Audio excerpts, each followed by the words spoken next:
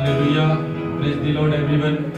प्रभु यीशु मसीह के नाम में मैं आपका स्वागत करता हूं आज के इस वचन में और खुदा का धन्यवाद देते हैं आज इस सुंदर दिन के लिए। प्रभु ने एक और नया दिन हमें दिया है और सच में वो परमेश्वर महान है और वो अनुग्रहकारी है वो परमेश्वर।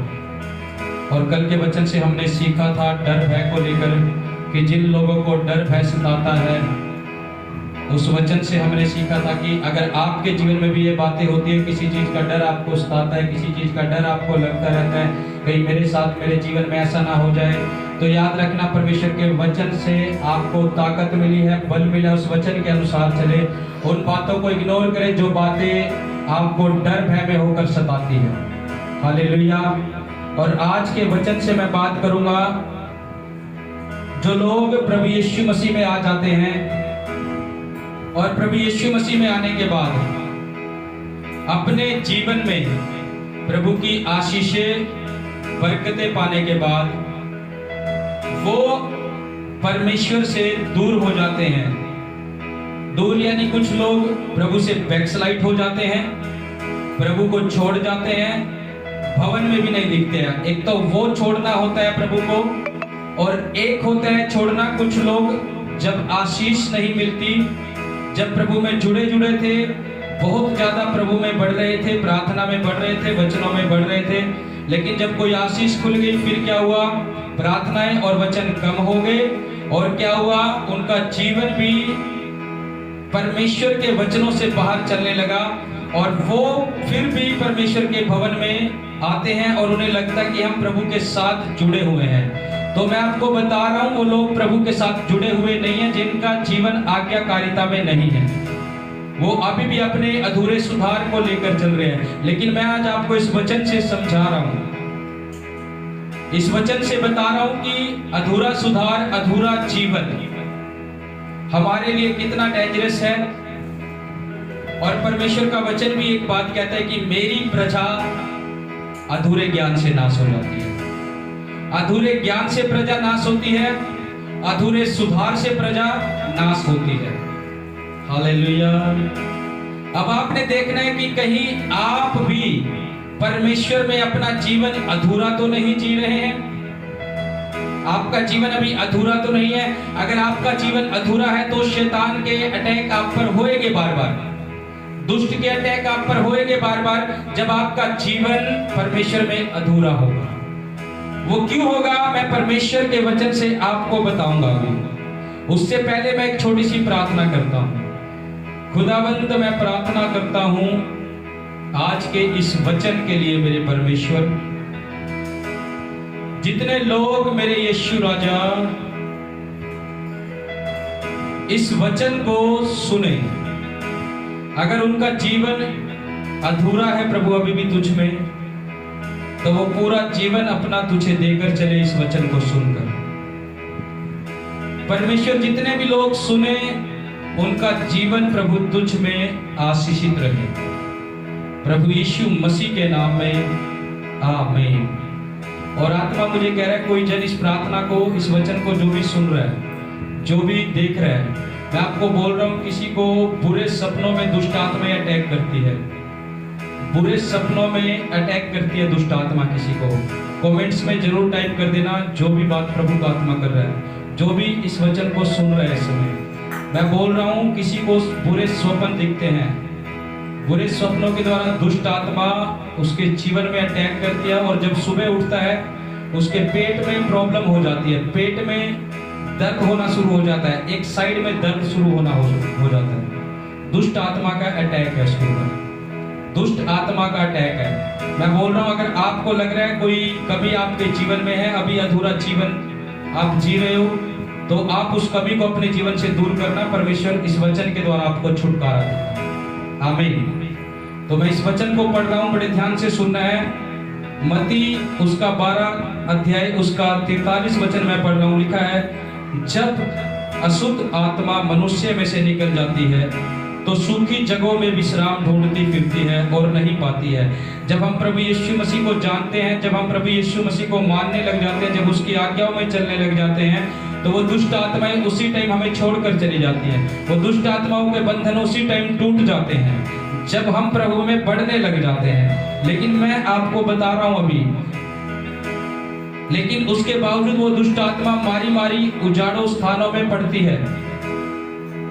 और आगे बोलता है कि तब कहती है, मैं अपने उसी घर में जहां से निकली थी लौट जाऊंगी, और लौट कर उसे सूना झाड़ा फुआरा और सजा सजाया पाती है। यानी दुष्ट आत्मा जब एक मनुष्य को छोड़ जाती है, जब एक जन, कोई परिवार, कोई मनुष्य प्रभु को जान लेता है, दुष्ट आत्मा से छोड़ देती है, उसके परिवार को छोड़ देती है, लेकिन वो इस ताक में रहती है कि कब ये प्रभु की आज्ञाओं को तोड़े और मैं इस व्यक्ति को, इस घर को फिर से पकड़ूं। वो इस ताक में रहती है। अगर आपका जीवन प्रभु में सही चल रहा है, वो दुष्ट आत्मा आपको छू भी नहीं पाएगी। अगर आपका जीवन परमेश्वर में खराई से चल रहा है, वो दुष्ट आत्मा आपको छू भी नहीं पाएगी। अगर आपके जीवन से परमेश्वर की आज्ञा टूटेगी, वो दुष्ट आत्मा वो कहती है मैं उस घर में फिर से लौट जाऊंगी। और आगे जब हम वचन में पढ़ते हैं, उसमें लिखा है तब वह जाकर अपने से और बुरी 7 आत्माओं को अपने साथ ले आती है और उसमें बैठकर वहां वास करती है, और उस मनुष्य की पिछली दशा पहले से भी बुरी कर देती है। हालेलुया। और वो इस ताक में रहती है कि उस मनुष्य को पकड़ूं जब उसकी आज्ञा टूटे, और अपने से बुरी और 7 दुष्ट आत्माओं को लेकर आती है कि मेरे साथ चलो, हम उस घर में जाएंगे, उस घर को तहस नहस करोगे। याद रखना, जो लोग प्रभु के हैं, शैतान इस ताक में रहता कि कब फाड़ खाए। अपना जीवन प्रभु के अनुसार रखो, वो ताक में कब फाड़ खाए। अगर हमारा जीवन प्रभु के आज्ञाओं से भरा हुआ नहीं होगा तो शैतान पकड़ेगा और फाड़ेगा हमें। अगर हमारा जीवन प्रभु की खराई में है, शैतान देखता रहेगा। परमेश्वर की पवित्र आत्मा की आग की सुरक्षा हमारे चारों तरफ होकर चलती है। जब हम प्रभु के अनुसार चलते हैं, पवित्र आत्मा की आग की सुरक्षा और यहोवा परमेश्वर के दूतों की सुरक्षा हमारे साथ चलती है। हालेलुया। इसलिए अपने जीवन को अधूरा ना जिए। अधूरा जीवन मसीह में आपका बहुत डेंजरस है। शैतान आप पर बार बार अटैक करेगा, बार बार आपको पकड़ेगा, बार बार आपको फाड़ेगा। हालेलुया।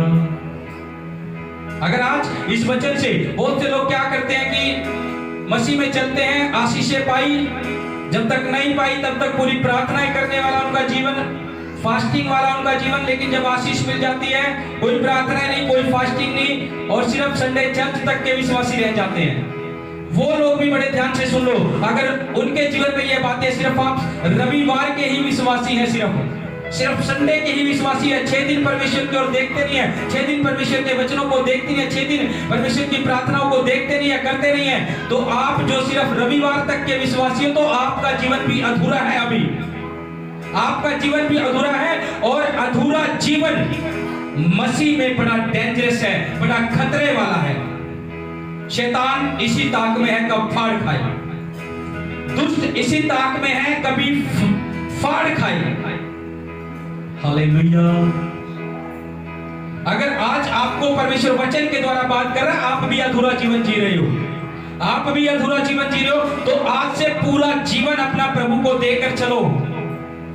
अधूरा जीवन नहीं, अधूरा सुधार जो है वो 7 दुष्ट आत्माओं को अपने साथ लेकर आता है।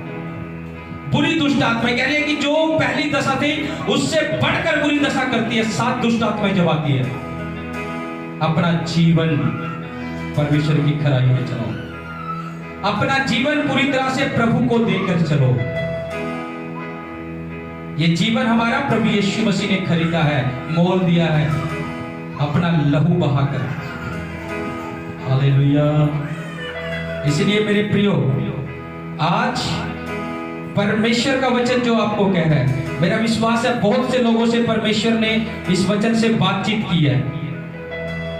अगर आपसे बातचीत की है इस वचन के द्वारा आपसे, तो अपने जीवन को बदलना है। आज से अधूरा सुधार नहीं, पूरा जीवन, पूरी आज्ञाकारिता। 6 दिन भी, सिर्फ रविवार के विश्वासी नहीं, 6 दिन भी प्रभु को स्मरण रखना, उसकी प्रार्थनाओं को, उसके वचनों को देखना है। अधूरा सुधार नहीं। तो मेरा विश्वास आज के वचन से आपने सीखा है, और एक छोटी सी प्रार्थना मैं करने के लिए जा रहा हूं। सामर्थी पिता, मैं तेरा दास प्रार्थना करता हूँ। प्रभु यीशु मसीह के नाम में मेरे खुदा, जितने लोगों ने आज के वचन को सुना है मेरे खुदा, इस वचन के द्वारा प्रभु जी इनके जीवन में तेरी आशीष, तेरी ब्लेसिंग्स खुल चुकी है मेरे खुदा। और जब ये इस प्रार्थना को सुनते हैं प्रभु, इस वचन को सुनते हैं प्रभु, इस वचन के सुनने के बाद मेरा विश्वास है ये हर एक बंधन से, हर एक श्रापों से, हर एक बीमारी से आजाद हो जाएंगे यीशु मसीह के नाम में। और परमेश्वर ये वचन तेरा ज्यादा से ज्यादा लोगों तक पहुंचे प्रभु, ज्यादा से ज्यादा लोगों तक पहुंचे प्रभु जी। सच में तेरा अनुग्रह हो जाए मेरे खुदा, इस वचन पर अनुग्रह दे प्रभु। मेरा विश्वास है आपकी आशीष खुल चुकी है इस वचन पर और इस वचन के सुनने वालों पर, और तेरा अनुग्रह खुल चुका है प्रभु यीशु के नाम में, आमीन। तो आप सबने इस वचन को बड़े ध्यान से सुना। प्रभु आप सबको आशीष दे और बरकत दे। मेरा विश्वास है जो डेली का वचन आप तक पहुंच रहा है, आप बड़े ध्यान से सुन रहे हैं और बहुत कुछ सीखते जा रहे हैं इन वचनों के द्वारा। ये प्रभु ने मौका दिया है हमें सीखने का इस वचन के माध्यम से। तो प्रभु आप सबको आशीष और बरकत दे। सबको जय मसीह की। कल फिर मिलेंगे एक और नए वचन के साथ। प्रभु आप सबको आशीष दे।